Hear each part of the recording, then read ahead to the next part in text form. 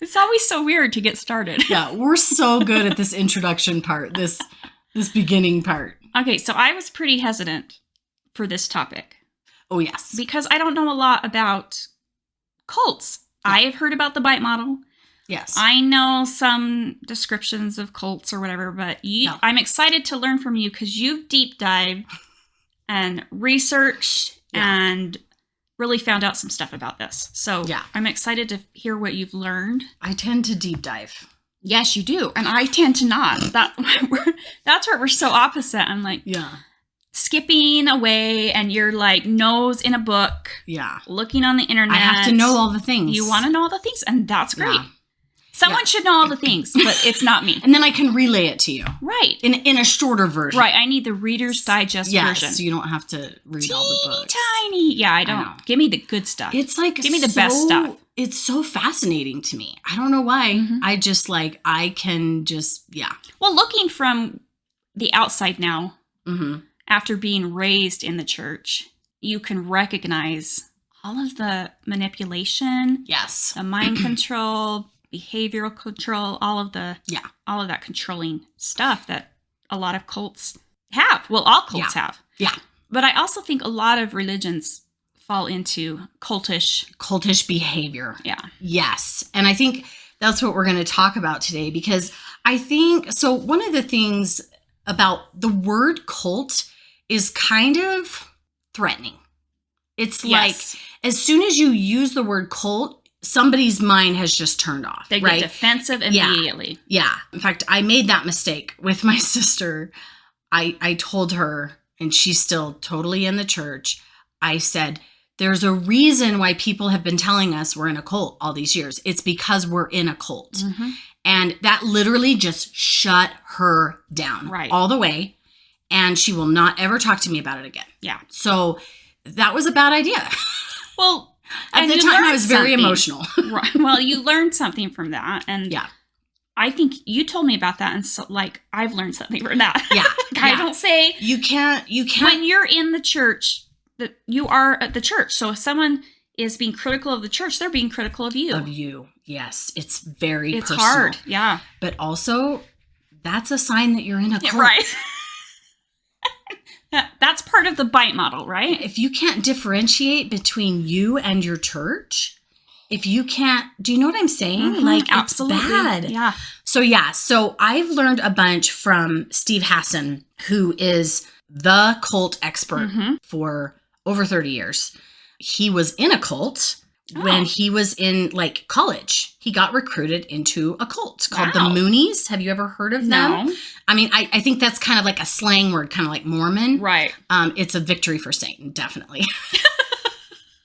No, but I think it's called the Unification Church or something like this. Anyways. Oh, I haven't heard of it. It still exists today. It is still thriving, which is shocking. Interesting that he is researching, writing books. He's the expert and was actually in a cult. Well, so he got recruited into a cult. It was super toxic, super destructive, like levels way above where the church is. Yeah. And we'll talk about that some more.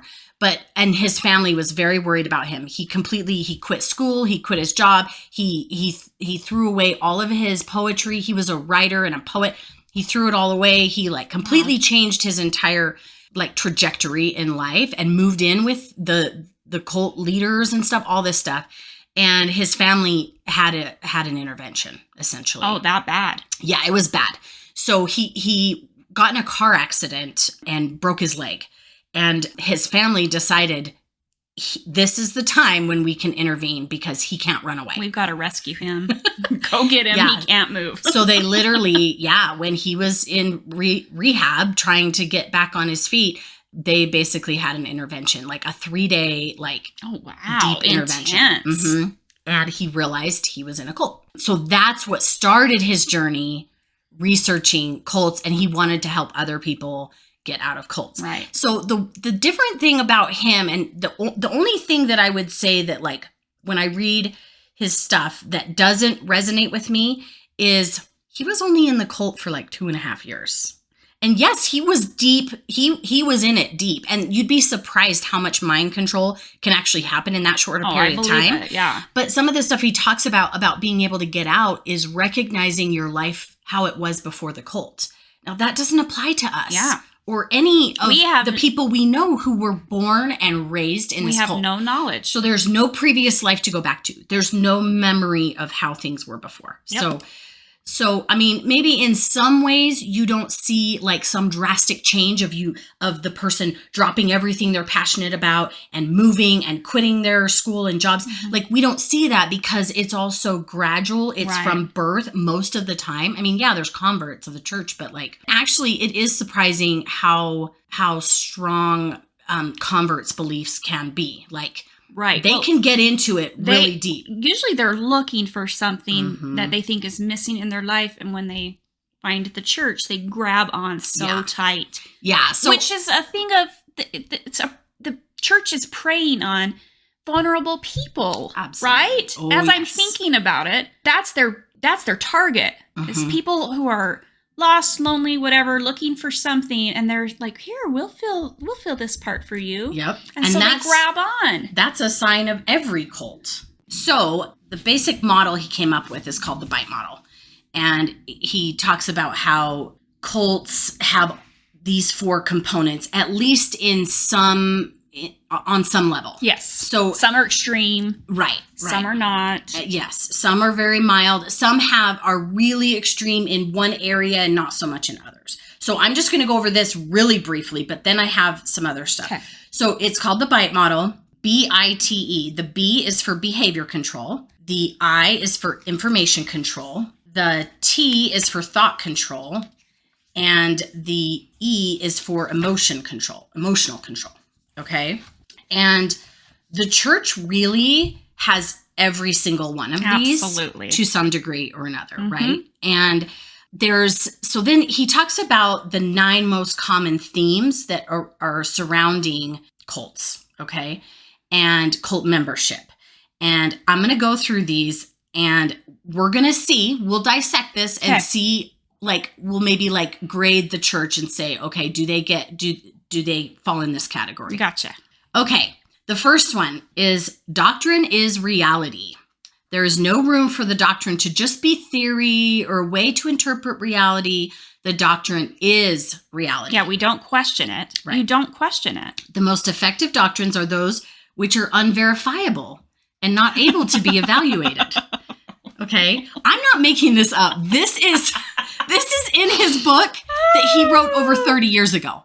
When I read, this is why I'm dying every time I read, okay, this book. It's just like somebody wrote it just about Mormonism, but they didn't. Okay, this blows my mind. Okay, sometimes the doctrines are so convoluted that it would take years to untangle them.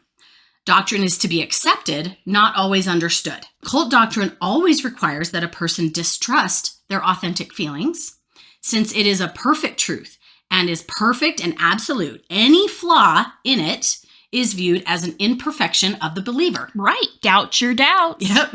If you don't understand the doctrine, you need to work harder, study more, pray to understand the truth more clearly. Oh my God. I'm not making this up. That is word for word out of the book. That is crazy. Right? Okay. We're just on the first one. That's the first one. Well, and that's go ahead. Like, well, it's, as I'm listening to you say that. Yeah. Like, it's what we hear at General Conference 2 times a year, and we read in the Ensign, and we're learning in our lessons. It's when we go to church. It's what the prophets say is absolute. They won't make a mistake. They don't make a mistake. Yep. And that's what you're here to follow. It doesn't matter really what you think. Right. And you should distrust your feelings. Right. If they contradict what the prophet says. And I did many, many, many times. All the time. Yes. We gave away all of our power and we didn't trust our own intuition. With the LGBTQ, my aunt, who is the best person I know, gay, and I grew up thinking, is that really right? That we're not supposed to, they're not going to, like, they're doing something wrong. This is their trial. Is that really right? Yeah. I kept putting myself in my place. Like, this is not for you to judge. Yes. The prophet said, so it must be. Right. And a million other things. Yeah. I actually said almost that exact same thing when the November 15 policy came out. That did not feel right. Like, not even close. No. Right? It was bad. And I couldn't understand it. I couldn't make sense of it. And what I said to myself was, there must be something I don't know. Yes. Yep. Because I'm totally imperfect. I don't have any like expertise in Mormon doctrine or what God wants. I mean, the best I can do is listen to the prophet, listen to my leaders, right? And follow them because they will not lead me astray. So it must be something I don't know. I don't understand yet. It'll all work out in the end. That was what my famous thought was. Okay, it's all going to work out. It's all going to work out in the end. I just don't understand everything now. Ooh. And it's always like, oh, just pray harder. Right. You know, read your scriptures more. Go to the temple. Go to the temple more, fast, you know, whatever, so that you can understand the truth, that perfect, true doctrine. Maybe someday you will, and maybe someday you won't in this life, but the next life, you're going to get the whole picture. That's the way that they get you to stop worrying about it. Right. And it worked. Yeah. It worked for me. Yeah. I kept putting it on my shelf. Okay, it's going to resolve itself. Like, I don't have all the information. I must not know. I'm not smart enough. Yes. I didn't actually say that, but that's definitely the message. Oh, I felt that, though. Yes. I felt that. They are wiser. Yes. They know more than me. They speak to God. Yes. Who are we to question that? They're God's mouthpiece, right? Right. Yeah. Good stuff. Okay. Yeah. Number 2, reality is black and white, good versus evil. So much. They reduce all reality into these 2 categories. No outside group is valid because that would threaten the group's monopoly on truth. If the doctrine doesn't provide an answer directly, then a member must ask a leader. If the leader doesn't have an answer, then the info is brushed off as not important or irrelevant, which is what we were just saying. Yes. Devils, in quotes, vary from group to group. Some groups cultivate psychic paranoia, telling members that spirit beings are constantly observing them. Does that sound familiar? Yep. Yes. I was always worried about all the spirits that are on the earth, family members that have died, and they can see us. Yes, that always freaked me out. I'm like, are they watching me when I go to the bathroom? Right. No, seriously, as a kid, if you're taught see me that, when I'm naked. Yeah, I was taught that. I was very stressed out about that. Yeah, very stressed out about that. There is usually taught that the devil can take over your body or your spirit, or a person can be possessed by the devil. Yep. Yeah. Crazy, huh? You don't want to lose the spirit because then the devil can... Yeah. One of my friends, and she's a much older lady. She's older than my mom, but she's a dear friend in my ward. And she's one of the people that I went and spoke to when I left the church. Okay. I wanted to tell her one-on-one. And she got real emotional. And she said, that dang Satan, he is just getting everybody. Oh my gosh. Because heaven forbid you have a mind of your own. Yeah. That you can make any decisions. And, you know, bless her heart, she didn't even realize how offensive that was. Right. And I didn't take offense because I just love her and I know she means the best. You know, Satan won another soul. Yeah. Oh, Satan is such a big, that's such a big thing. So she's telling me that Satan overtook me. Right. And that I didn't get a choice in this. I didn't do this because I'm a rational thinking person. You were too weak. Yes. You let your guard down. Yeah. And now you're making terrible decisions. Yes. That's the message. I do not believe in Satan whatsoever. I don't either. We haven't talked about that. No. I don't either. Yeah. I have no belief in... There is no Satan. That is such bullshit. I don't even really believe in Jesus Christ. I think it's a nice story, like a fable. But when you really analyze the story, I just can't buy it. That's my personal opinion. When I really deconstructed, I went to all the places. I think it's a great story. Yeah. Do I think he died and came back 3 days later? No. Nope. And in fact, okay, this is going on a little bit of a tangent, but that's what we do. I can't remember if I told you this already this week, but I was listening to this podcast, and I'm going to put a little plug in for this other podcast. It's called Emancipate Your Mind. Right. Okay. Did I tell you about this? Me about it. Okay. So it's fantastic. I love her. It's very like, if you're into psychiatry, psychology. I don't know what the word is. I'm so dumb. If you're into that kind of stuff, about the mind and how it works and your thoughts and your feelings. In fact, I'm pretty sure she's a coach. She's a life coach. Yeah. And she does, all of her work is about deconstructing religion and blah, blah, blah, right? So she's talking about codependency in this one episode that I listened to this week. And she said that the entire concept of Jesus is a codependent Absolutely. concept because he takes on all of our sins. Right. He pays for them. He dies for them.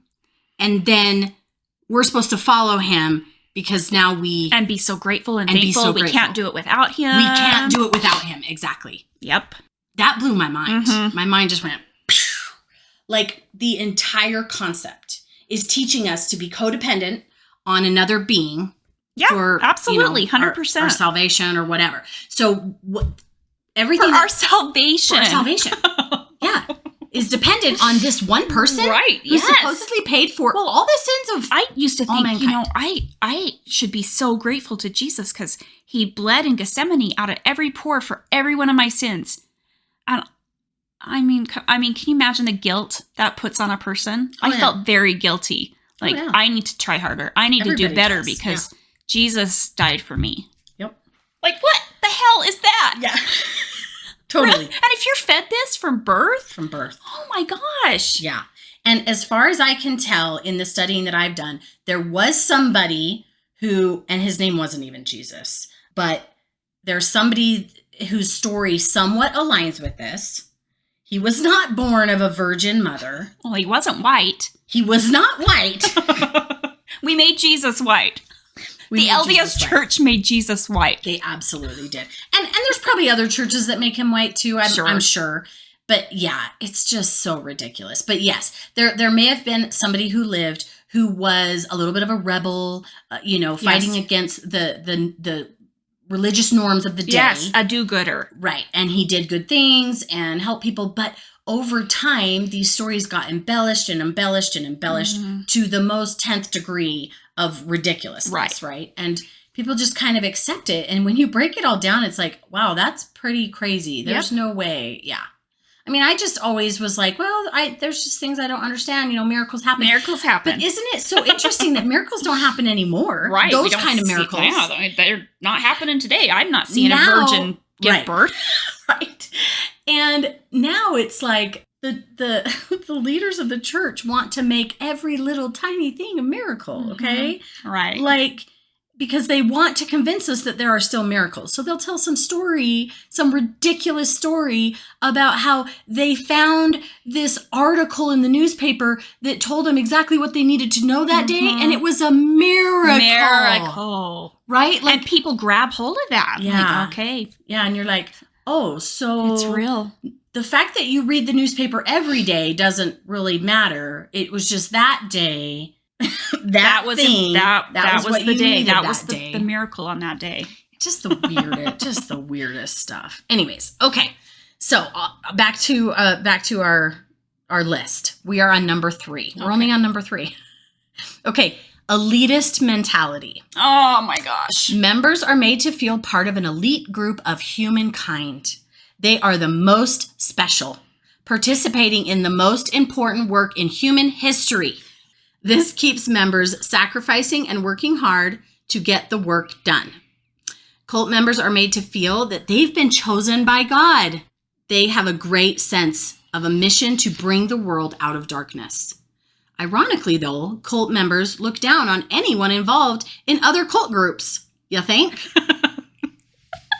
This takes me back to seminary. Every year I had a seminary teacher that would tell us as a group, you are the chosen generation. Oh. You are the ones that will bring in Jesus Christ for the second coming. And I was like, wow, you guys have been saved. You've been saved to these latter days. Yes. And I'll bet you $100 that seminary teacher was told the exact same thing when he was in seminary. Right? Yeah, our parents were told the same thing, and our kids have been told the same thing. Right. So which is it? Yeah. Which generation is it? Jesus is never coming. He's not coming because he's made up. He's a made up. Yes. He's an embellishment. Mm-hmm. Love the story. Got a picture of him hanging up in my house. Nice. I love the story. I love the idea of Jesus. Yeah. But he's not coming. No, He's not coming. No. So, yeah. So that's a big part of it. It's like we are the most important, most special Absolutely. of all the people that were ever born on the earth. Why are we the most important? What are we taught? We're the only ones that have the priesthood. Oh, yeah. We're the only ones that know the truth. We are the only ones that know the truth, have the priesthood, can do sealings. So your families are sealed together forever. All the temple work is the most important, is what we're taught. And nobody else's. Let's remind ourselves what Brad Wilcox, not Elder, I don't know what he goes by. Is it Elder? I don't know. Brad Wilcox said recently in a fireside that everyone else is playing church. Right. They're pretending. And how sad for them. Yes, because they don't have the real Well, priesthood. And I remember feeling sad I had some friends growing up that were members of other churches, and I was just like, oh, it's sad. It's like I felt bad for them. Yes, totally. We feel bad for them, and we also look down on them. Absolutely. Yes, you do. Yeah. The elite part of that is absolute truth. Is absolute yes. truth. And let's see, going on from there, let's see. Okay, this feeling of having an important mission carries with it a heavy burden of responsibility. If we don't fulfill our mission, we are failures. As moms, our mission is to raise good, obedient cult members. Church members, sorry, slip of the tongue. And when our kids stray, then we are failures. Absolutely. Regular members are very humble before superiors, but they are arrogant to outsiders because they consider themselves better, wiser, and more powerful than anyone outside the cult. I think when I look at like the regular members, I would say from the stake president level down, they're all very humble, loving. Yes, for the most part. Sincere people. Absolutely. For the most part, good right? people In really general. trying. Yes, they are really trying to do what's right. They feel like they are on a mission, like they have all these important things to do. So when I criticize the church, I'm always like, I always feel like I need to put that caveat in there, is that like the people in the church are not the problem. Absolutely. 100%. It's the organization. But the people at the top leadership. That's the problem. And when you see a structure such as the church with one person at the head, and then it looks very pyramidish, right, coming down, that's your first sign that you're in a cult. Yes. It really is. Yeah, I believe it. That's how cults run. Everything comes down to one person, one main man. Person. I feel bad for bishops. Like I remember hearing stories of, there was one bishop who he was having so many divorces in his ward, and he drove to the parking lot of his church and killed himself. Because he felt like he had let his people down. He felt like it was his fault. This was years ago, but it was on the news. And then our husband's uncle was a bishop. Oh, yes. And I forgot about this story. He was also like feeling he had let down his congregation. Oh, yeah. It was too much. It was, he had a nervous breakdown and fled. And they didn't know where he was for 3 months. Yep. Like he had a nervous breakdown and ended up living in a campground. About 5-6 hours away from his home. They didn't know what had happened to him. Yep. They didn't know where he was. I mean, they finally found him and got him help, but I can't imagine the pressure of thinking that you're in charge of all these people's salvation. Yes. And that's what the church puts on these people. Yes. And these are heavy burdens, and these are not people who are trained to deal with it. Absolutely. That's the other thing. Right. I mean, there may be some training that they do for bishops. But No. Your bishop could be a plumber. He could be a sales clerk, a car salesman. He could be a doctor. They should not be trying to. He is not a therapist. Yes. They're not They're mental not health equipped professional. to that. Yeah. Yes. It's just. And they're not getting paid to do that anyways. So Right. they shouldn't be anyways. But, it's just ridiculous. The amount of time that they sacrifice. Absolutely. For everyone else. And it's just the whole system is set up for people to fail. Yes. And to feel like failures. Yeah. And that's why we need Jesus. Because we're failures. Come on, Jesus. Jesus is going to fix us all. Yeah, I love that saying. Jesus, fix it. Or Jesus be offense. Jesus be offense. That's our favorite. Did we learn that from Jen Hatmaker? Yeah, love her. She's fantastic. Yes. Jesus Glennon Doyle and Jen Hatmaker and Brene Brown. Yes. Those are my prophetess. First presidents. Yes, that's the first presidency.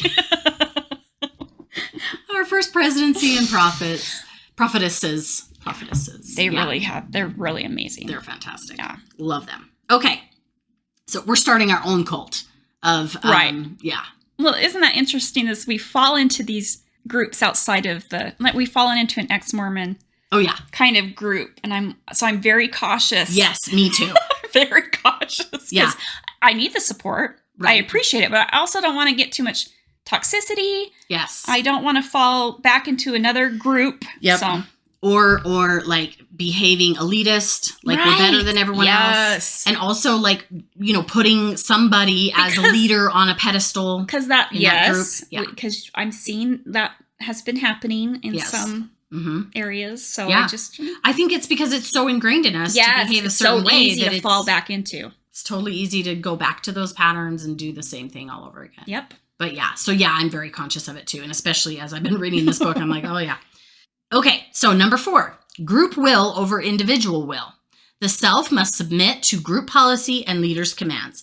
In any destructive cult, thinking of oneself or for oneself is wrong. Oh, 100%. Yep. The group comes first. Absolute obedience and loyalty to leaders is the most important thing. Individuality is bad. Conformity is good. Like at the temple, we're all dressed exactly the same. Yes. We're all in white. And we all have the same name. Just nobody knows that. Right. That's secret. Just dig on. Yeah. Isn't that so crazy? Like on any given day, you're in a session and every single woman around you has the same name. Mm-hmm. Yep. Very not individuality. That's not even a word, is it? Individuality? Yeah, that's a word. Well. Yeah, but they say, so individuality is bad, conformity is good. Yeah. Yeah, okay. So, yeah. They learn to ignore their inner self and trust the external authority figure. We already brought this up, right? It's like, cult leaders create extreme dependency. They assign impossibly high goals. They tell members that if they are pure, they will succeed. They require them to confess their sins. Help me. To make them more pure. Strict obedience and modeling the leader. This part where they say strict obedience and modeling the leader, I seriously have seen this more with President Nelson than I have ever seen with any other prophet. He is very black and white. It is insane how much they talk about him and praise him and say, do exactly what he does and act exactly like him because he is perfect in every single way. I think he's a freaking narcissist. Absolutely. It's so bad. Yeah, I swear. He gets everybody to give talks on him. And every quote they give is his quote. He couldn't wait to be prophet. Right. Because he had things in his mind that needed to change. He had a whole plan. And he couldn't do it until he was prophet. Yep. Even his wife has said that. Like changing the name of the church. Like we can't say Mormon because that's a win for the devil. Oh, yeah. And he tried to bring that up clear back in the 90s. Did. And got shot down. President Hinckley put him in his place. Yes, President Hinckley started the whole Mormon.org movement. Yeah, and then President Monson did the I'm a Mormon campaign. Yep. Yeah, so and Nelson was not on board. Not happy about that. So that was the first thing he did. Yeah. You can't say Mormon. Yep. Mormon. It's a win for the devil. This is something that really stood out to me. It says, one reason why an outsider might think that cult members are weird is because they tend to have similar mannerisms, clothing, style, and modes of speech. They try to shape us to all be it's like a cookie cutter. Yes. When you walk into a chapel on Sunday, everyone's wearing, dresses, slacks, ties. Yes. And I swear, they all shop at the same stores almost. Right. It gets to be really ridiculous, right? Yes. Like, we all follow the same fashion trends, and we all do the same thing. Like, I have so many clothes that I've thrown out because I've said, that looks Mormon. Yes. There is a Mormon look. Yes, right? Absolutely. Absolutely. Well, especially in Utah. Oh, yeah. I mean, there are stores that advertise as modest clothing. Yep. Like, what the hell? Yeah. Where's the one that says immodest clothing? I'm there for it. Immodest. We should That's open what a we store. should do. Yes. We should open a store. Immodest by Esther and Ada. Yes. For only immodest clothing. We don't have anything modest Nothing modest. Nope. Pouring shoulders all the way. I love it. And also the speech, the cadence, like every prophet, every high up leader in the church speaks exactly the same in general conference. Yes. And the women, can you stand the women? When they get up and talk, they sound like they're talking to a 4-year-old, and they're very like high-pitched, very like... It's almost condescending. It's absolutely condescending. Yeah. It's so weird. Yeah. Like, do they go to classes to learn how to talk like that? I think just over the years that they've learned, like, okay, this is how I should present it because this is how they've done it. Yeah. They've watched the other leaders do it. Or maybe they have been counseled to, this is the best way to talk to these dumb people. Yes. Slow it down. Yeah. Yeah. I don't know. Weird, huh? When I read that, I was like, whoa. So it is true. That's a real thing in cults as well. Yeah. Okay. Number 5, happiness through good performance. One of the most attractive qualities of cult life is the sense of community it fosters. The love seems to be unconditional and unlimited, but more experience in the group shows that love is not unconditional and totally depends on good performance.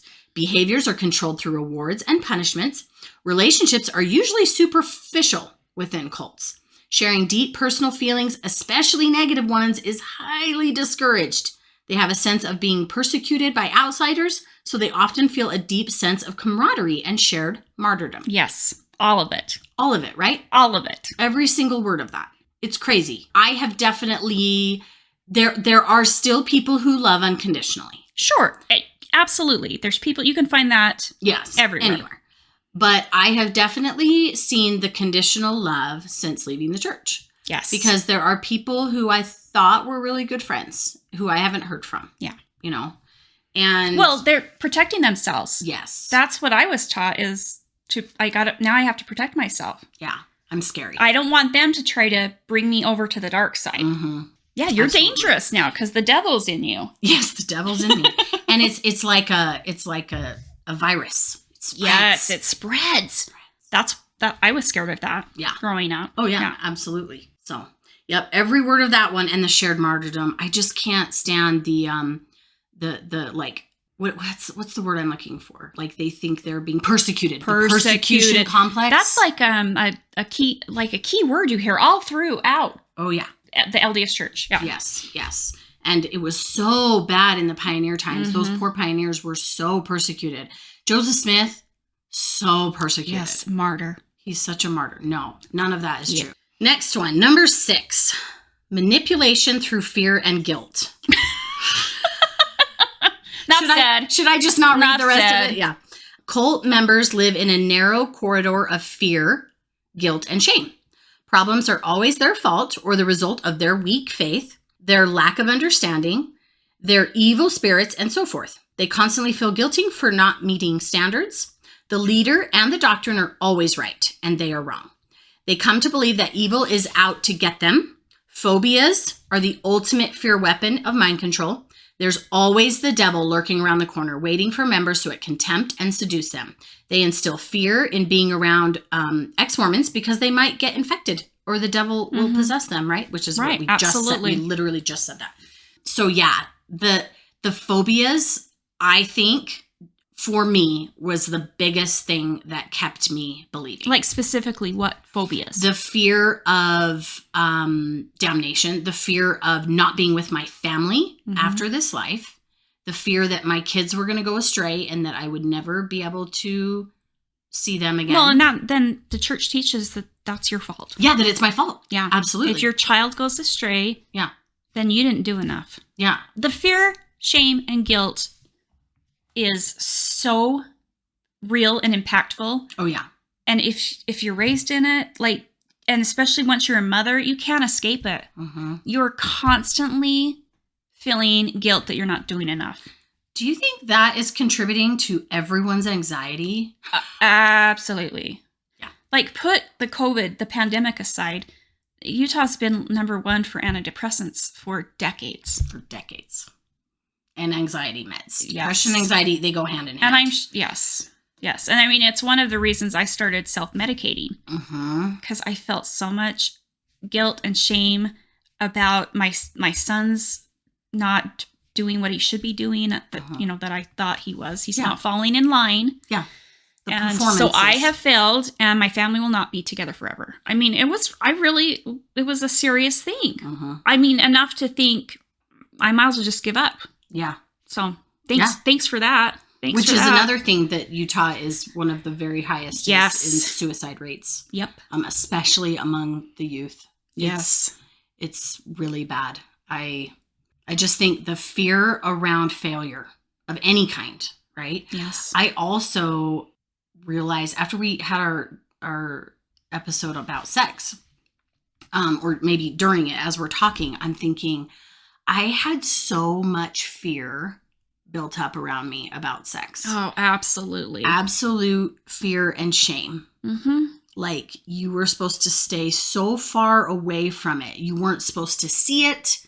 You weren't supposed to experience it. You weren't supposed to act it out or be any part of it. So even watching something, I remember, being afraid of watching something that was very sexual, like just in a movie. Right. It's not like I was watching porn. Yeah.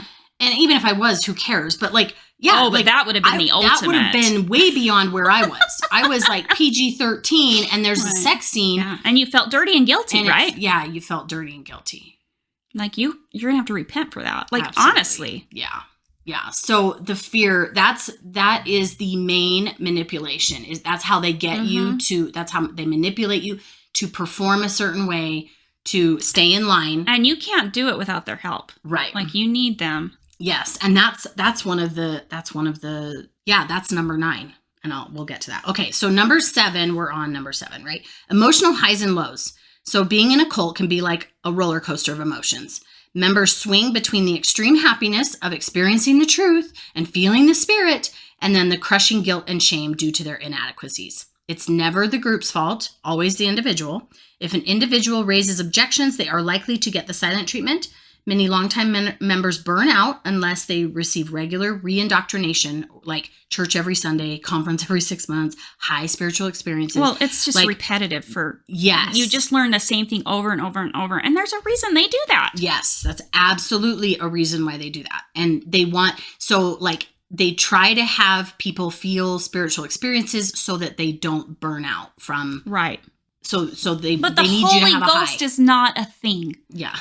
I mean, that is a physiological thing that happens in everyone's bodies, especially if you're in a group, right? If you're in a group experiencing the same thing, you're all going to feel that. Elevated emotion. So the spirit is not special to just us, which I was always taught it was. Oh, yeah. Like, well, didn't you feel the spirit? Don't remember when you felt the spirit? Yeah, and we're continually taught that. And we're taught that we are the only ones that have the gift. Right. Well, you have to have that special blessing after you're baptized to get the gift of the Holy Ghost. Now, some people might sometimes feel the Spirit, but that's just a fluke. That's not... Right. Well, they aren't given the gift. They can feel the Spirit if maybe their heart's open and they're looking for the gospel or something. But it's not always with them. Right. It's not their constant companion. No, it's not their constant companion. Yeah. So why isn't the devil just like going to town with these people? Right. Like there should be massacres for all these non-Mormon people. Yeah. Yeah. Historically speaking, Christians have caused more massacres than any group of people. That reminds me of what I was going to say. Another thing in seminary that we learned is we are the only people that had an extermination order put out on them next to the Jews. I was seriously taught that. And I was like, oh man, we are so special. They compared us to Holocaust victims. And that was taught in my seminary class. Poor us. And that made me feel like, oh man, I'm special. This is a special group. Yeah. We're a special church. Yes. That really reinforced it. We really put the original leadership and the earliest members of the church, the pioneers, on huge pedestals. Absolutely. We constantly have it drilled into us how much they sacrificed so that we could be here today. Yes. And so if we don't appreciate that, we are ungrateful, terrible humans. Yes. So we have to constantly be reminded, even to the extreme of going on these stupid treks where everyone dresses like pioneers and pushes hand carts What in the living hell is that? I missed that by like a couple of years. I did too. I was older, but my little sister went on it, and she remembers having to kill a chicken and then defeather it. Like, it was hardcore. No. And then the leaders would help them like butcher it, so that would be their dinner. She remembers plucking the feathers out of the chicken. Why is that necessary? Because that's what the pioneers did. Why are we reliving like such a terrible moment in time? Because they have to indoctrinate you. It is perfect too, isn't it? That is so sick and wrong. Oh, that is terrible. That's like the one thing she remembers. Yeah. And then I sent my poor daughter on one. Did she you? had a terrible time. Yes, she went on one. Oh. She was on her period. It no. was terrible. And you know what? She didn't want to go, but I know she didn't want to go. But I'm like, this is going to be a great experience. Yeah. Like, you need to. And it wasn't. Like, she wishes she hadn't gone. Yeah. Another guilt thing for like, why did I send her? Yeah. Now you feel bad. I would have sent my kids if they'd have had the opportunity. I don't remember why, but my kids either just missed the age where they were going to go, and then by the time our ward went again, we were out or something. I can't remember. Because it's every 4 years. Yeah, right. So my kids never went on Trek. But Lucky. I even wanted to go. I wanted to go as a leader on Trek. Ugh. Crazy. You're so What's crazy. wrong with me? Yeah. So much. Okay, so this one, when I came to this I didn't mean so much that there's not so much wrong with you. Oh, I'm sorry. You're going to have to take some of this out because you just let that go. There's nothing wrong with you. There was things wrong with us when we were in the church. There were things wrong with us when we were in the church. Please continue. Okay. That was just snarky. Okay, so number 8, and this one, when I first started reading it, I was like, oh, maybe the church doesn't really do this. Maybe this isn't quite right, but keep listening. Just wait. Yes. So the title is Changes in Time Orientation. Cults tend to change people's relationship to their past. Oh, and this is what I was saying before, because we don't have a past. We were always in the church, right? Okay. But they also try to change their relationship with their present and future. In the present, they feel a great sense of urgency about the tasks at hand. Yes. Many groups teach that the apocalypse is just around the corner. Yes. Food storage. Yep. They will teach members to prepare for the end of the world. So yes, totally. Some groups are trying to stop the end of the world coming, and others believe that they will survive it. So in the cult, the members believe that the future is a time when they will be rewarded or punished. Yes. So that's the thing that really stood out to me, because I was like, we give up, whatever trials we have, whatever happiness we don't have in this life. It's just a test. Mm-hmm. And if we can just make it to the next life, then we'll get all the things. You used to be able to get your own planet. Yes. But they're pulling back on that now. They took that away from us. I was like really counting on that. So I was really counting on that too. I had all kinds of plans for when I was going to be a god and I was going to create the whole thing. Yeah. The way it was supposed to be. Yeah. But I'm not sure you can do that anymore. They've kind of revoked that. Yep. The leader claims to either control or have unique knowledge of the future. That's true. Yes, 100%. And they paint pictures of future heaven and hell that will manipulate members to do what they want. So my husband and I were talking about this last night, and just how sad I feel for members of the church who are gay, who fully believe that they are supposed to live celibate lives, and that after this life, they will be rewarded. They will be turned straight. Right. They will be made whole. They will be made whole. Oh, I can't. God. I just can't. And that they will have love someday. Yeah. So just that. Deny yourself a happy life, sharing your life with someone. You're not allowed to do that. You can't have kids. Yep. That's not going to happen. Yep. If you're a faithful member. Either that or you do marry the opposite sex to do the right thing, right? Yes, and that happens. And that blows up in their face. Well, and can you imagine the spouse of the person it's just terrible. Yeah. And it is many terrible. times they have children and they try, but I can't imagine. There are children in the middle of this disastrous mess.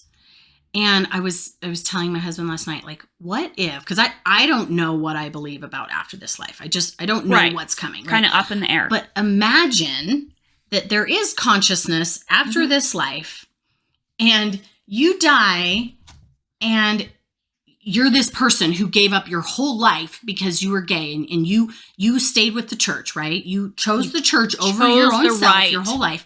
You die, and then that realization that none of it was real. Yeah. Depressing. Can you imagine? So depressing. That's the weeping and wailing and gnashing of teeth right there that they talk about in hell. That's actual literal hell. Yes. Is realizing I gave up everything. I gave up my entire life. Wasted your one life here. My one precious life. And now what? And the church is asking them to do this in the name of God. Mm-hmm. They're saying this is a trial. It's going to be a lifelong trial. I mean, they used to, go to special therapist. Oh, yeah. That used to be a thing. Oh, yeah. To ungay you. Uh-huh. You could pray the gay away. Like, this is your trial. Yep. And if you overcome it, you'll be rewarded in another life. It's in the name of God. Yep. It's terrible. And then what if there's no other life? Right. Like, we have no guarantee of anything. So these people, and from what I have seen, most people do not last.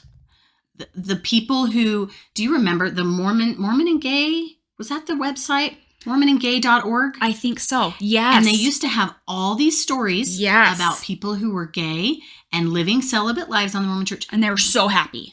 And one by one, every single one of those people dropped off the face of the earth and went to live their authentic lives. Hallelujah. And I can't imagine the weight lifted off of them. Oh, yeah. I just can't imagine. Just go and be happy. Just live your life. Find someone to share your life with. I mean, have a family. It doesn't have to look one certain way, but the church says it does. Yep. Church says it has to look exactly like a stick figure family, right? Dad, mom, little children, maybe a puppy dog. But that's it. That's the parameters you have. Yeah. Yeah. It's very prescribed. That's what God said. Yeah. One man and one woman, which is what it says in the family proclamation. And I find it very ironic because polygamy was a thing. I know, right? And it still is a thing. They're really trying. They've been trying for so long to bury that. Like, they can't get away from it. But even our dearest Rusty,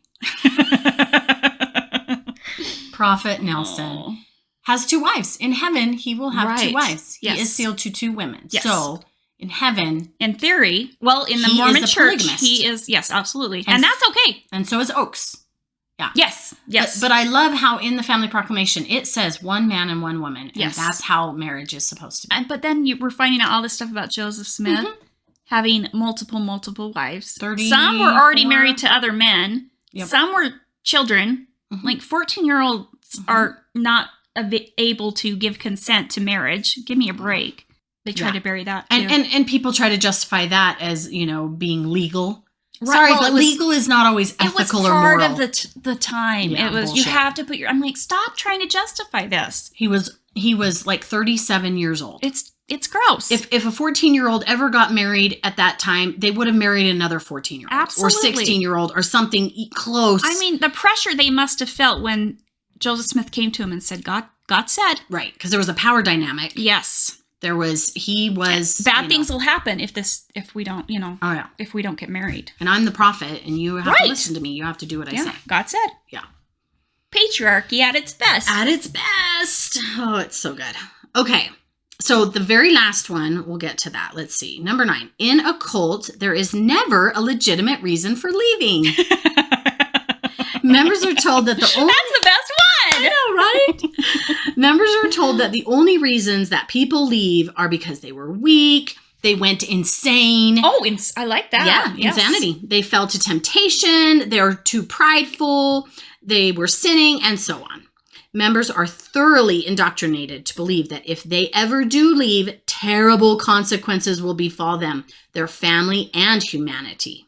The belief that there is no way to leave and still be fulfilled is at the heart of it. 100%. There is, and they are really coming down hard on this lately, right? Yes. Because so many people are leaving. Yes. It's just, they're bleeding out members right now.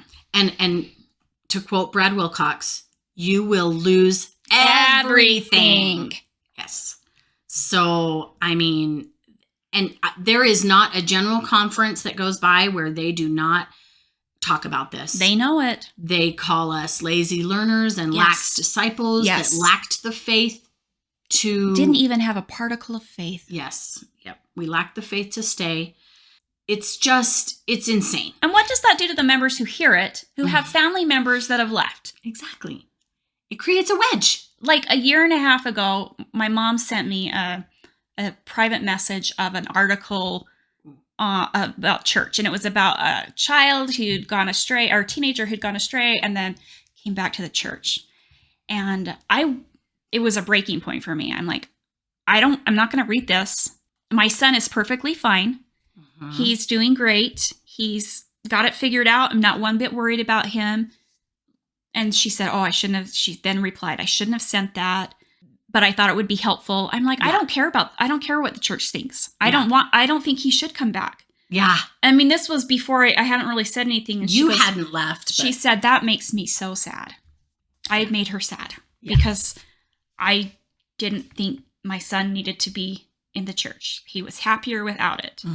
And I had just made her so sad. Yeah. So my mom has multiple times talked about people who've left the church and she feels absolute pity for them. She feels so sorry for them. My gosh. And towards the end, when my faith was falling apart, I was hearing her say those things and just be like, but Mom, how you have no idea what's happening in their life. Yes, how can you say they're sad or their life is miserable? Yeah, we used to be at family dinner and Mom or sisters or someone would bring up someone that we knew that had just left the church. And it was always with a sense of pity and shame on them. And that's too bad. Yep. They just lost all their things. So I knew exactly what my mom would feel. Absolutely. Because I'd heard it come out of her mouth. And because you'd been taught it too. Absolutely. Like we know what people are thinking about us. Yes. Because we've thought the things about other people. Like when people took off their garments and I noticed, I would judge. I mean, anything. All the you'd things. Be like, why aren't they wearing their garments? Right. Yep. That's like that's any of my business. I know, right? What underwear they have. What underwear people. But that's what we are trained to notice. We're trained to notice that. Yeah, it's so bad. And the behavioral part of the church, like they control what underwear we wear. They control like what we're allowed to see and read and listen to. I can't. And when we can have sex and with whom? We can't have sex till we're married. Right. And then you can only have sex with your spouse from then on for the rest of eternity. Like eternity's a long time. Eternity's a long freaking time. So yeah, I mean, that's part of the behavior. I mean, can you think of something worse growing up than hearing about someone who had sex and maybe they got pregnant, like teenagers or whatever? I remember growing up and you'd hear about it every once in a while and it was like horrifying. Yeah. Like, I can't even imagine it would be the worst thing when I was growing up. Well, yeah, because that's a sin next to murder. Yes. You might as well have just murdered somebody. Right. Yes. If you had sex, you're done. You're done.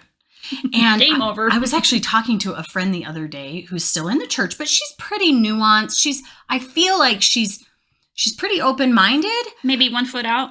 No, she doesn't have 1 foot out. She definitely does not have 1 foot out, but she's fairly open-minded. But what I recognize is that phobia and fear is still in her deeply because she found out that her daughter was having sex. Her 18-year-old daughter is having sex, and she found out, and like she didn't shame her necessarily. She didn't freak out like some parents would, but it was like, you're going to get pregnant. Right.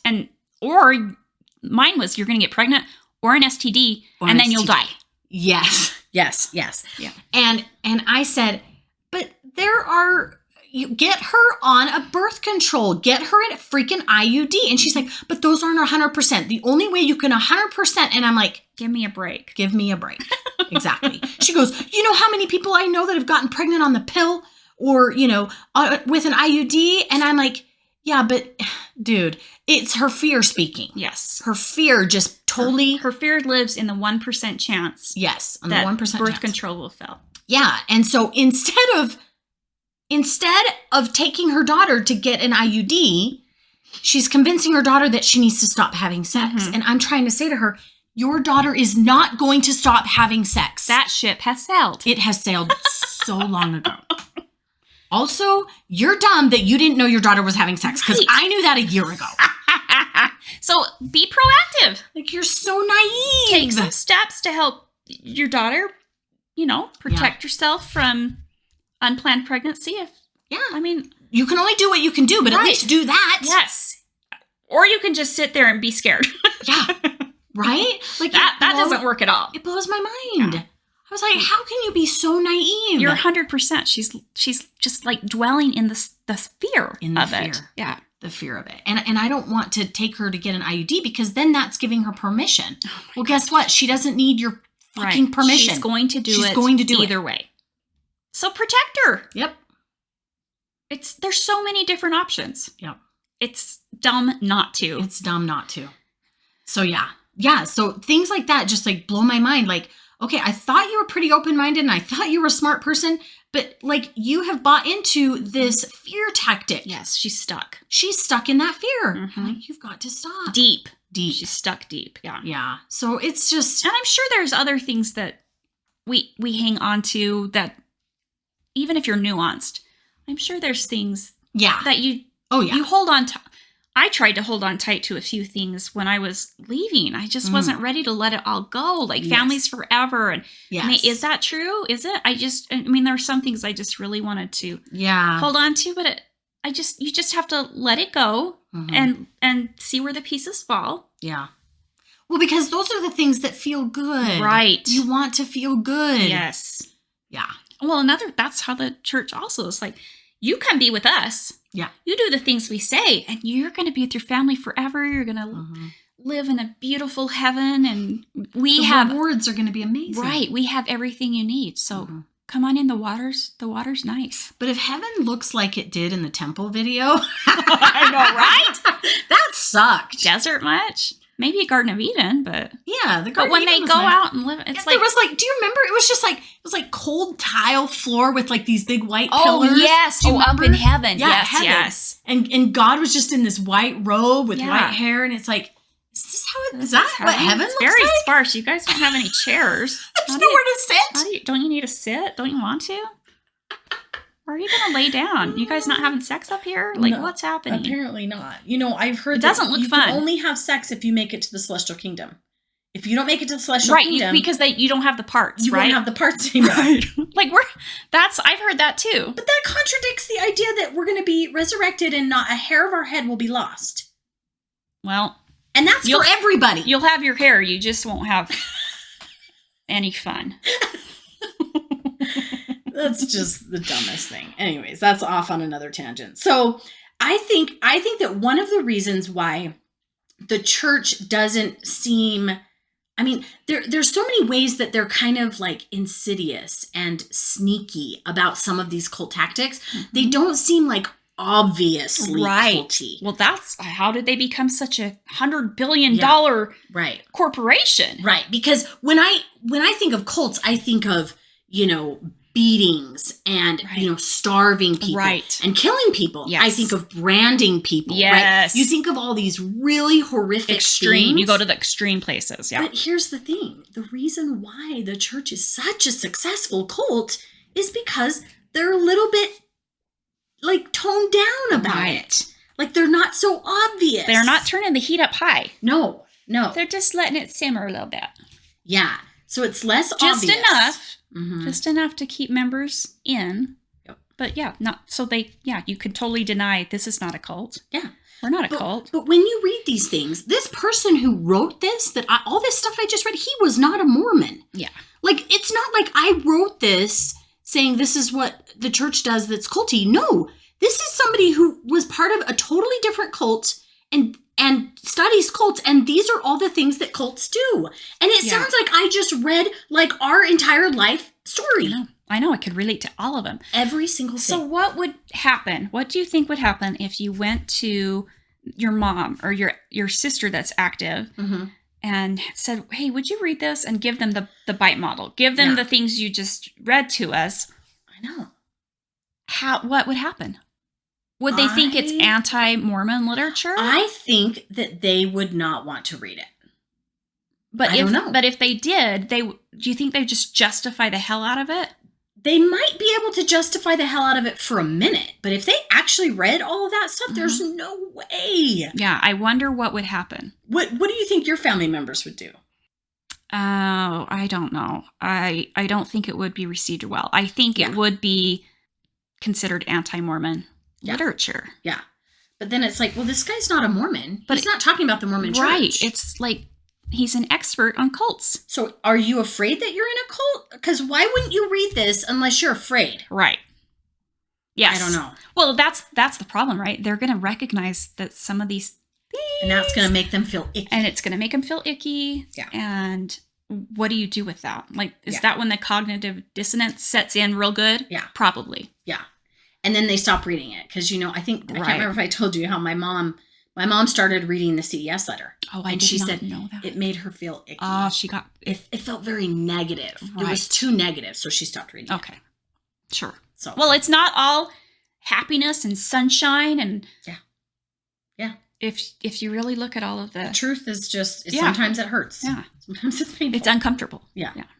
And this would make people uncomfortable. Yeah. It would make active members uncomfortable. Yeah. But it's from an expert. It's just what it is. Yeah. So I don't know how you can deny saying the church is maybe a little bit culty. Yeah, a little bit. A little bit. That should be our title of the episode. A little bit culty. Or a whole bunch culty. The church is really, it is. I mean, we have a special building that you can only get into if you're if you have a special card. Membership card. You have to follow all the rules. You can only go to the temple if you are worthy. Right. And we talked about the temple last time and the weird... freaky chanting and stuff in the temple. I mean, that's the cultiest part of all of it. And that's not even listed in the shit he's got in this book. But chanting has to be like praying over an altar with people where you're chanting a prayer is, right? Oh, yes. Yeah. I just can't. Yeah. But when you've had all these other mind control tactics worked on you your whole life, when you get to the chanting part, you're like, oh, that's weird. But this is true. It's true. This is what God wants us to do. I want to please God, and so I'm going to do this weirdness. It's the milk before meat thing. Like, we're just going to give you little tidbits, and we're going to keep it very basic and infantile your whole life. You're too dumb to get it all. So that's why, and that's how they excuse, like, not telling us the truth about Joseph Smith and all the First Vision accounts and Joseph Smith's polygamy and, just all the issues in the church. We can't know it all now. You'll know it in the next life. You'll know it when you die. You'll get all of the information you need. So just don't worry. Yeah. Just do what we say. Yeah. And you'll be saved. Right. It's terrible. So anyways, so that's all of the mind-blowing, cult themes. I just can't imagine reading through that and not recognizing so many parts of the church. Mm-hmm. What's funny is before I lost my faith, I was watching the Scientology. Yes, with Leah Remini. Yeah, the Leah Remini Scientology thing. And I would see little things that I would be like, oh, that's kind of like the church a little bit. Mm-hmm. But I would also really justify it and be like, oh, they're crazy. Right. They're extreme. They're an extreme cult. And I really pushed away the ways that we were similar. Mm-hmm. And then they did an episode with Jehovah's Witnesses. Yep. That freaked me out. We are just like Jehovah's Witnesses. We are so much like them. Mm-hmm. I mean, but they're a little bit more extreme than us. Right. We're milder. We're tamer. Right. We still celebrate holidays. And we have windows on our buildings. I know. Whatever they are a little bit more extreme in some areas. Yeah, in some areas. And I think the church is even more trying to dumb down their doctrine, trying to make it more mainstream and less culty. They really think you're are. Right. Yes. Because they have to. People are recognizing it. Yes. They've got no other choice. Yeah. They've got to try to save face here for everything you can find on the internet. It's so bad. So if I had the opportunity to try and share some of this information with a loved one or friend to show them, like, I really do still have the desire to try and fix it. I know. To try to help other people get out. Right. So I don't know if that will ever happen or if I can ever get to that But you place. have. Maybe not your family, but you have help. Like, we both have people that will reach out to us privately. That's true. And say, hey, are you out of the church? You in the church? Yeah. I had a friend reach out, ask for wine recommendations. Oh, yeah, recommendations, yes. yeah. So And you know all the good wine. Well, I've been learning. I have some knowledge of wine, so I shared it with her, and see, I you love bet that. I'm a helper, man. I did help my sister get out. I helped my sister get out, so I'm very happy about that. Yes, you did. And see? we're helping our kids get out. Yes, we helped our kids get out, so at least there's that. And between us, we have a lot of kids. Yes, and so I'm hoping that they will be able to stay out. Yeah, the next generation, right. Like it ends with us. It ends with us. That's Isn't what that what the hope is, yeah. right? Yeah, but there are a few people in my life that I really want them to know the truth. Mm-hmm. I really do. It's hard for me. Yeah. It's hard to hold my tongue. Yes. It's hard to not tell them what I know. Mm-hmm. And I feel sad I think eventually they'll find out and they'll be like, why didn't you tell me? Yes, maybe. But also they have to figure it out on their own time. It's true. I mean, think of where you were at. Mm-hmm. You were very, very invested in the church. Yep. Super strong testimony. Yep. You did all the things. If somebody you were trying. If somebody had shared all of the truth with me when I was not ready, I would have shut that shit down so fast. Anti-Mormon. And is there anything scarier than reading anti-Mormon literature? Nope. I would have rejected it wholly. It's not anti-Mormon. It's just truth. Yeah. It's absolutely. truth that they don't like. Yeah. It's uncomfortable. Right. Uncomfortable. It's uncomfortable. So yeah, maybe someday we'll get to that point where we all our family members will figure it out. I don't know. The best thing we can do is just live happy, amazing live our lives. Yep. And show them that we're not we're not falling apart. Mm-hmm. Life is not terrible. Mm-hmm. Like, we're not just surviving, but we're like thriving. Yeah. Like, we are happier than I am. Yeah. I'm at least absolutely. I'm just at ease and at peace. That I don't have to try to hit all of these goals that were unattainable. Yeah. I can just be me and enjoy my family and my life. Mm-hmm. And I love sleeping in on Sunday. Oh. Second Sunday is the best. Second Saturday, sorry. Yeah, it's the best. That's the best. Yeah. Oh. Yeah, so I feel the same way. And I think, when people recognize that, they didn't fall apart and they're just fine and they're still good people. Right. Like, that was another thing that somebody told me recently is, like, if you don't believe in God, you have no morals. Mm-hmm. Like, you can't have morals if you aren't religious in some way. And it's like, that's such bullshit. That's what the religion wants to make you think. So that you'll stay in, because you can't make good decisions or be morally. Well, how are you going to do that without the Spirit? Yeah, exactly. How are you even going to live your life and know what choices to make? It's like because you can't count on yourself because we're just too dumb. Yeah, but the Spirit will help you. That's actually been a really empowering idea to realize the goodness was in me all along. Mm-hmm. Those feelings, the things that I do that are good, that comes from me. You are capable of making good choices all by your own self. Yeah. And you're still can be a loving, kind, giving person. Uh-huh. I didn't need somebody else to tell me. Yeah, no one. What's right and wrong. Right. Yeah. So, anyways. Okay, we've gone on long enough, I think. This was a really long episode. Was it? Mm-hmm. But that's good stuff, though. That's good stuff. We had a lot of material. So our next episode is we're going to be talking about the LGBTQ stuff, and there's a lot to talk about with that. That's going to be. I want to get into it. Good. I want to get into the nitty gritty of all of that. But if you are enjoying our content, if you like listening to this series and you want to support us, we would love it. If you go to dissidentdaughters.org and in the menu bar, there's an option to donate. You can sign up for a recurring donation of even just $5 a month. That would be amazing. You can also donate at MormonDiscussionsPodcast.org, and you can select which podcast under their umbrella that you want to donate to, and we're listed there. So we would love that support and help if you are liking what we're doing. Yeah. Also, leave us a comment or a send us a message. You can leave comments on our website with our episodes, or on all our episodes are going to be up on YouTube. Well, there already are. We've been putting them up there. What else? We love feedback. Yeah. Love to hear what you think. If there's something you want to hear about, just address it to Ada and Esther. Yes. Yep. Dissident Daughters, man. Dissident Daughters. We're here for it. We love it. Okay, awesome. See you next time. Thank you so much. Bye.